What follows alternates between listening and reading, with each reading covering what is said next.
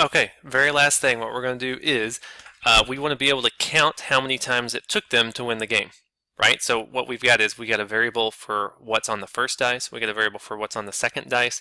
What we need to count up how many times they played, we need another variable.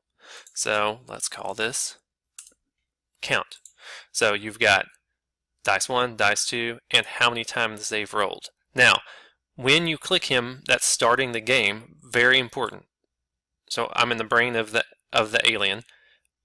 You want to make sure in your setup, the very first thing you do is say that count is 0 because I have rolled 0 times. So that's very important that you reset your variable right there and make it 0 when you click on alien dude. Now, and you can see it right here, which is pretty cool. Now, what I would like to do is you want to, don't forget, these are the things you can do to a variable. You just need to, at the right time in your program, right, when they roll a die, you want to update this, right? So think about this. Those are the things you can do to the variable. When it's all said and done, I want you, when the game is over, I want you to tell them how many times they rolled. Now to do that, don't forget, you're going to have to use the join block so that you can like say your stuff, right? Like you rolled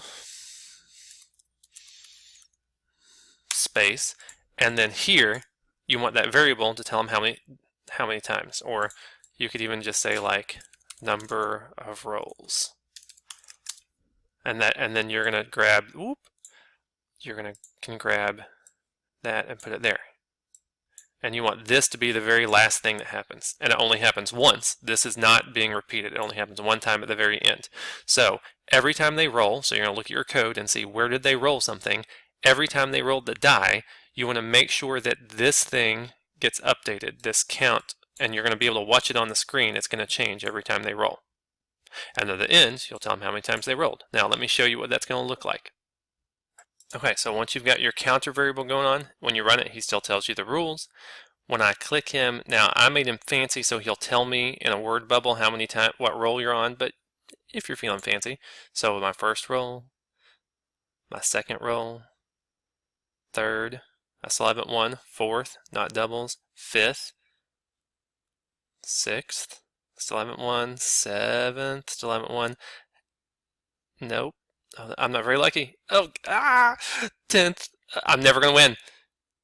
Oh, this is terrible. This is awful. 13th roll. I'm never going to win. Oh, there we go. Awesome. And then he says the number of rolls was 14. He only says that one time. That was not in a loop, right? At the very end, he says you won, and then he told you how many times it took you to win.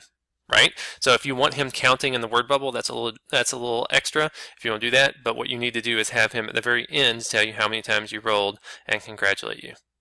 Awesome. And so now you've got a game. You don't have to be rolling to get doubles. You could make up your own rules, and you have a dice game. Now that you've done that, you've got the 2 dice, they're rolling, you can win, and you're counting how many times that it took you to win. You're ready to share that program. Make sure you press the share button, copy that, and go paste it over into Scratch, and you are done. Congratulations.